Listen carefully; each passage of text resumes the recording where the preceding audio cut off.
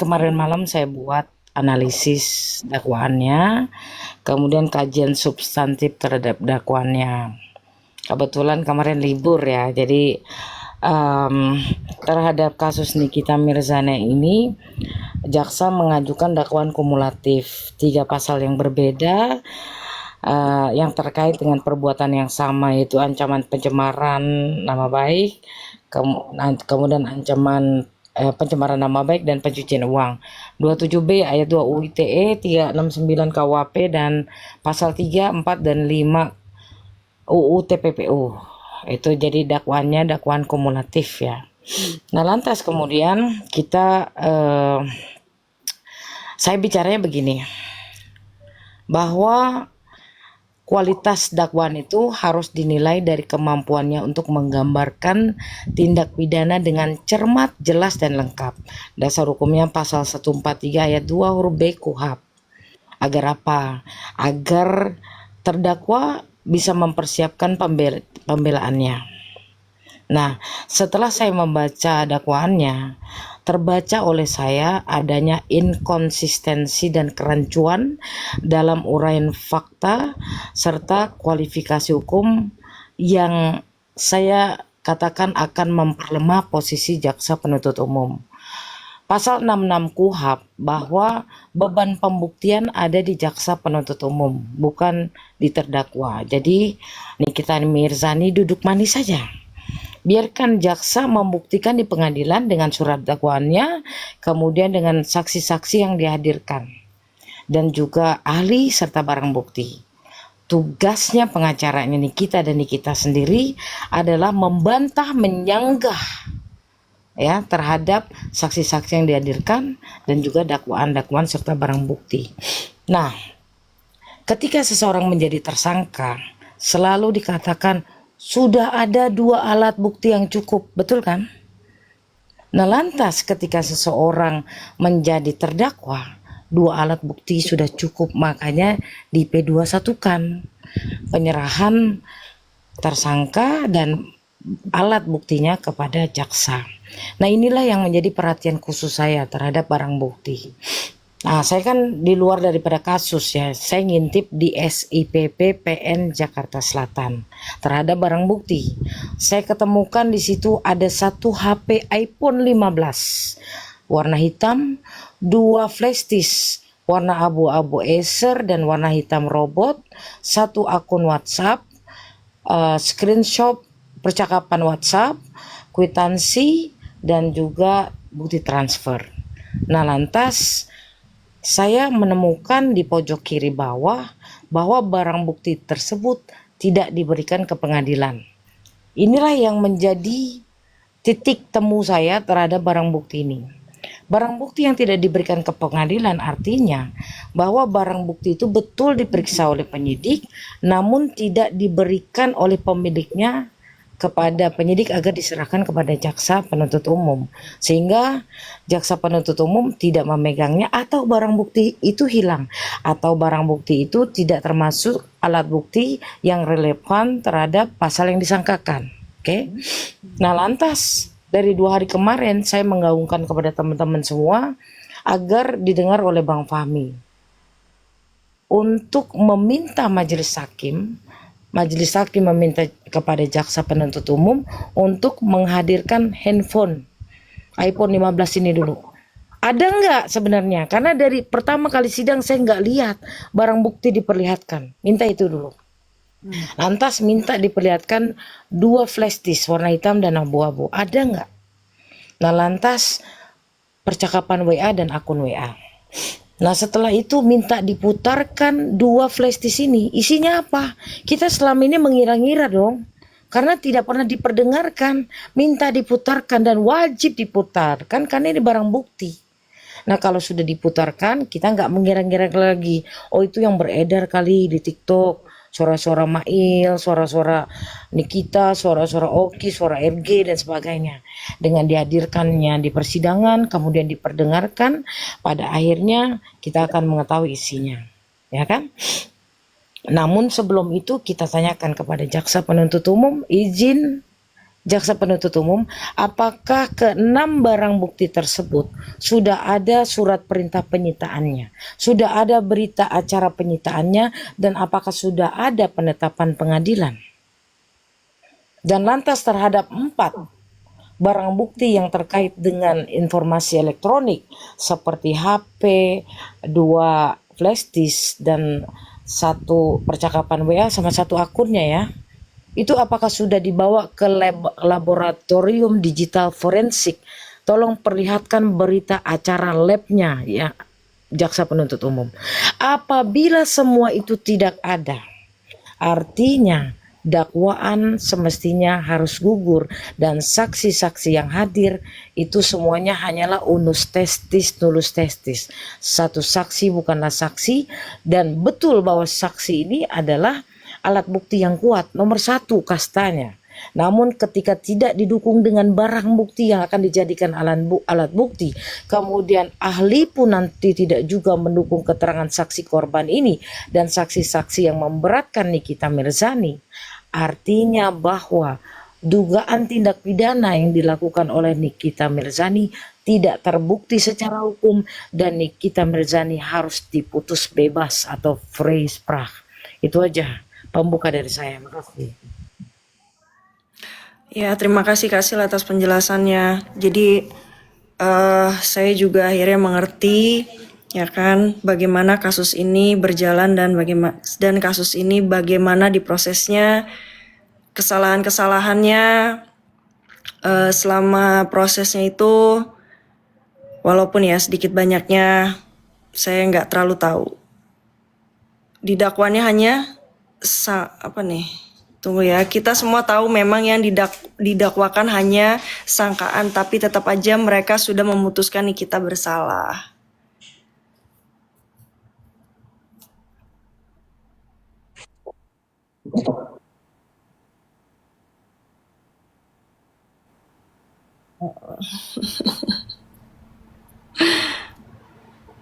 Dakwaan melanggar asas formil, maka dakwaan batal demi hukum. Ya. Biar hidup sedikit. Jadi gini, kita mengacu kepada dakwaan pertama yaitu pasal 27B ayat 2 UITE. Itu pasal primer ya, dakwaan primer. Di situ tentang Nikita punya live TikTok, kemudian Gladys merasa dijelekkan produknya dan merasa didiskriminasi fisiknya. Jadi menurut dakwaan jaksa penuntut umum dikualifikasikan sebagai mendistribusikan dan atau mentransmisikan informasi elektronik. Nah, ini bantahan saya ya terhadap dakwaan pertama pasal 27B ayat 2. Secara fundamental, apakah live TikTok Nikita secara langsung dan kausal merupakan bagian dari skema pemerasan yang terstruktur untuk mendapatkan uang, ataukah merupakan ekspresi opini atau kritik yang kemudian dieksploitasi oleh pihak lain?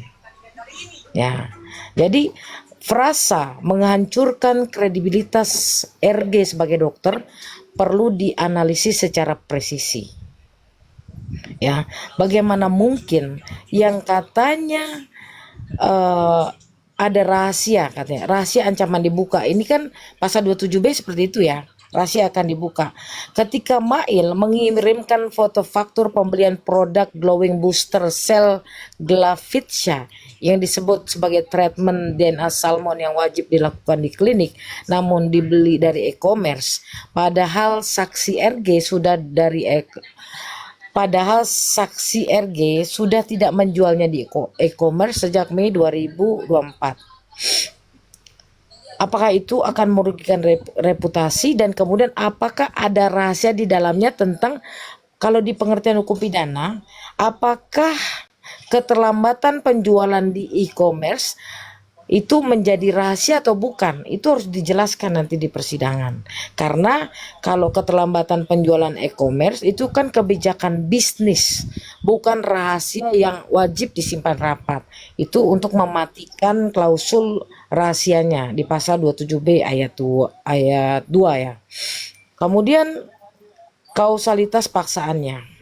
jaksa penuntut umum harus membuktikan bahwa pembayaran uang sebesar 4M oleh RG adalah akibat langsung dan tunggal dari ancaman pencemaran kredibilitas yang dilakukan oleh Nikita melalui media elektronik. Itu harus dibuktikan dulu. Karena apa? Karena katanya dia merasa diancam, mau dicemarkan nama baiknya dan dibuka rahasianya. Ini dua pasal seperti itu. Yang satu pasal 369, 127B sama, isinya sama. Itu dibuktikan dulu. Nah, kalau keduanya tidak terbukti, berarti UTPPU-nya juga tidak akan terbukti. Karena UTPPU itu harus berasal dari tindak pidana asal. Tindak pidana asal ada dua, 27B dan 369. Nah, kalau saya melihatnya tentang UITE begini, kan unsur esensialnya setiap orang yang menempatkan, mentransfer, mengalihkan, membelanjakan, membayarkan, menghibahkan, menitipkan, membawa ke luar negeri, mengubah bentuk, menukarkan dengan mata uang atau surat berharga atau perbuatan lain atas harta kekayaan yang diketahuinya atau patut didugakannya merupakan hasil pidana yang dimaksud dalam pasal 2 ayat 1. Jadi gini, dakwaan TPPU adalah dakwaan yang akan terbukti apabila dakwaan primer 1 dan sekunder 2-nya terbukti 27B dan 369. Ya kan? Nah, kemudian apa sih yang bisa menggugurkan argumen apa terhadap dakwaan ini? JPU kan, jaksa penuntut umum mendalilkan bahwa uang sebesar 2 miliar ditransfer ke rekening PT titik-titik dengan keterangan tulis saja di situ Nikita Mirzani untuk pembayaran sebagian uang muka pembelian rumah, betul ya? Dan kemudian uang tunai 2 miliar diserahkan kepada Nikita oleh Mail. Jadi Mail dulu yang terima, kemudian diberikan kepada Nikita. Yang kemudian sebagiannya 1,4M disetorkan tunai ke rekening PT titik-titik untuk angsuran rumah. Nah, pertanyaannya, apakah tindakan ini disebut menyembunyikan atau menyamarkan asal-usul harta kekayaan? Jawaban saya begini. Keterangan Nikita Mirzani pada transfer, kan Nikita bilang, tulis nama saya ya pada saat transfer, keterangannya Nikita Mirzani, kan betul ya? Nah, kalau dalam kacamata hukum saya, justru ini adalah sebuah indikator yang lemah untuk membuktikan tujuan menyembunyikan atau menyamarkan. Karena apa? Karena Nikita menggunakan nama dia sendiri dalam keterangan transfer. Artinya kan menunjukkan transparansi atau setidaknya ada upaya aktif untuk tujuan dana tersebut atas namanya. Jika niat Nikita menyamarkan atau transfer untuk menyembunyikan, dia pasti akan melalui pihak ketiga dong, ya, pihak ketiga yang tidak terkait atau menggunakan keterangan yang ambigu, bilang aja NM, bilang aja Nikmir, tidak Nikita Mirzani. Nah, kemudian yang kedua, pembayaran untuk pembelian rumah. Pembayaran angsuran atau uang muka pembelian properti itu transaksi legal dan terregistrasi. Meskipun menggunakan uang tunai sebagian, tindakan ini secara inheren tidak serta-merta membuktikan tujuan menyembunyikan dan menyamarkan. Karena apa? Banyak transaksi properti masih melibatkan uang tunai, dan pembayaran angsuran melalui rekening perusahaan pengembang properti itu biasa. Biasa, itu praktek umum yang transparan dan bisa dilacak oleh otoritas manapun, mau OJK, oleh bank, bisa dilacak siapa pengirimnya, apalagi ada tulisan Nikita Mirzani. Jadi jaksa penuntut umum harus membuktikan secara konkret bahwa pilihan metode pembayaran tersebut secara spesifik dilakukan dengan tujuan untuk memutus mata rantai aliran dana agar menyulitkan penelusuran, bukan sekedar transaksi biasa. Jadi saya melihatnya tidak ada unsur menyembunyikan atau menyamarkan. Jadi UTPPU-nya sebelum itu dibuktikan pun ini harus jelas dulu. Andaikan pasal 27B katanya terbukti, pasal 369 terbukti sebagai tindak pidana asal, TPPU-nya juga harus dijelaskan seperti ini. Gitu teman-teman. Jadi kunci daripada perkara Nikita Mirzani ini adalah percakapan. Percakapan antara RG Mail, Oki. Mail dan Nikita, Oki dan Nikita, percakapan. Ini bukan percakapan warung kopi, ini bukan percakapan di warung Padang, ini bukan percakapan di Starbucks, tapi percakapan melalui HP. HP loh. Sekarang pertanyaan saya, mana HP-nya? Di SIPPPN Jakarta Selatan hanya ada satu HP. Di mana HP-nya Mail? Di mana HP-nya Nikita yang katanya disita? Kalian melakukan penyitaan ilegal loh. Ya, mobilnya Mail mana? Terus duit 3,4 miliarnya mana? Kok nggak ada di SIPPPN Jakarta Selatan? Artinya kalau memang itu tidak ada, jaksa penuntut umum, penyidik melakukan tindakan penyitaan ilegal. Silakan dilanjut. Terima kasih. Oke. Kebetulan Kasil semuanya di sini udah jam 1:30 malam dan besok kalau nggak salah sidang Niki ya besok hari Kamis ya. Jadi mungkin aku juga bisa besok ngelihat dan aku mempersiapkan bahan juga. Mudah-mudahan semuanya yang ada di sini sehat-sehat dan kita ketemu lagi, kita bisa komal bareng lagi dan kita membahas sidangnya Niki yang besok akan berlangsung. Kita. Terima kasih ya udah dikasih kesempatan Terima ya. kasih Kak Putri. Terima kasih Kak, boleh semuanya. nggak Terima kasih M. ya. Yamin? Kak, boleh nggak Ya. M. Yamin terakhir aja closing? Boleh. Boleh. Pak Yamin, silakan closing statement. Tapi saya mau ada pertanyaan nih. Pertanyaannya begini. Apabila yang saya uraikan dengan Kak Sil, kan penting nih closing statement dari ahli hukum pidana. Ketika apa yang saya sampaikan dengan Kak Sil, ternyata dakwaan kombinasi itu kan dianggap tidak perlu karena apa? TPPU-nya tidak memenuhi unsur, ya kan? Itu aja dulu misalkan.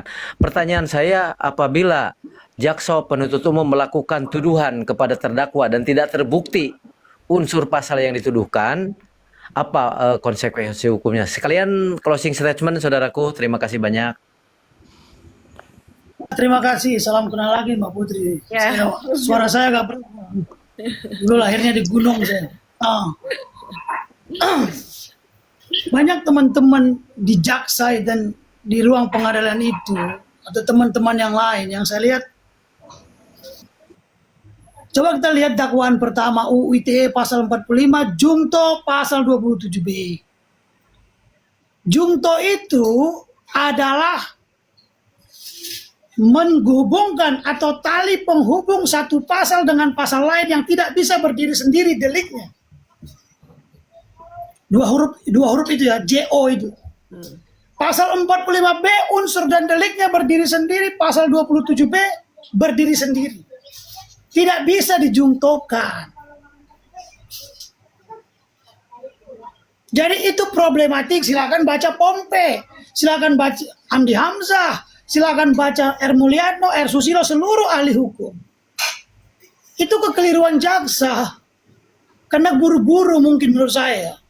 Atau kurang belajar. Gitu. Jadi itu problematik pertama di situ. Silakan aja Google nanti yang lebih mendalam. Apa sih arti jungto sebenarnya? Gitu. Menurut para ahli silakan. Menurut orang yang mengajarkan hukum negeri ini. Gitu. Jadi tidak bisa dua pasal yang berdiri sendiri deliknya dijungtokan. Gagal dia Pak. Jadi konsekuensinya tadi kalau kata Kasil prisprah, putusan bebas bukan lepas. Ya. Yang kedua, kalaulah ini saya pribadi mengatakan selain dari redaksi dakwaan yang bermasalah, pasal awal sudah tidak memenuhi syarat sebagai mau itu alternatif, mau itu kumulatif, mau itu kombinasi. Saya sarankan kalau saya salah silakan kritik, tapi secara objektif saya kasih judul bukunya segala macam. Silakan baca Pompe, silakan baca Profesor Hamdi Hamzah, silakan seluruh buku profesor di negeri ini. Tugas utama jaksa itu ya menunjukkan best and deal dari satu kejahatan. Unsur mutlak dari satu kejahatan. Problematikanya dakwaan mereka itu tidak sesuai pasal 143 KUHP. Tidak disusun secara rinci, baik dan benar. maka obstruable pasti syarat putusan bebas kata Kasil. Yang menariknya kalau ini obstruable, kalau ini hakimnya lurus saja. Kalau kurang buku, ku kasih bukuku banyak banget. Tak perlu mendatangkan ahli, karena yang di buku itu ahli semua. Ahli itu ada yang datang, ada yang tulisannya, gitu. Jadi harus dibebaskan. Dan menariknya kalau ini dibebaskan karena obscurable dan prisprah kata Kasil, tidak bisa lagi diulang perkara itu untuk diajukan kembali nebis in idem sekalipun seseorang itu bersalah. Nah di sini saya mengatakan saya mencoba sejernih mungkin, sehati-hati mungkin. Saya tidak menemukan ini Pak perjanjian begini Kasil, Kang RD, teman-teman, Mbak Putri. Seorang yang bermasalah hukum datang ke seorang pengacara, pasti dia tertekan secara psikologisnya. Lalu kita membuat perjanjian uang dengan uang di situ bayarannya. Kayak kemarin aku ada orang datang, aku minta 500 juta fee-nya. Dia tertekan pasti, orang dia lagi bermasalah. Nah suatu hari kalau dia iakan, maka bisa saya dibilang pemeras dong. Itu misbruik van omstandigheden, memanfaatkan keadaan lemah seseorang dalam perjanjian. Karena aku tahu seseorang itu bahkan dipenjarakan, maka aku minta duit sebagai fee. Perdebatan, loh, advokat kan nggak bisa dipidana, tapi dia di undang-undang lain, dia disebut pemeras. Bagaimana coba? Nah, terakhir ya. Lupa nih.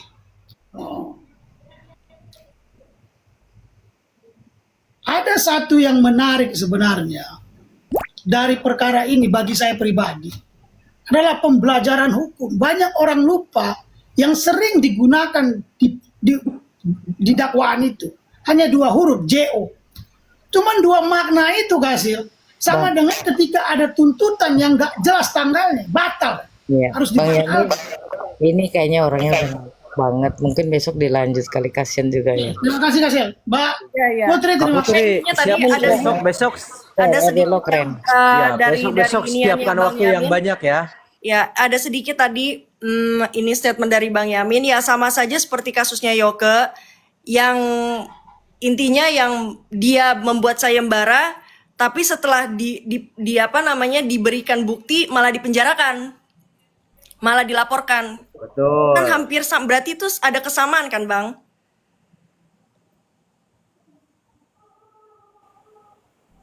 Iya Mbak, itu masalah hukum. Yang terakhir ya.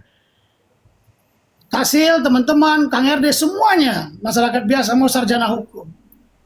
Doktrin pencemaran nama baik itu dengan 369 berbeda. Sehingga dia tidak bisa disatukan. 369 itu disebut hanya pencemaran, bukan pencemaran nama, bukan pencemaran nama baik. Baca pasalnya. Hanya pencemaran.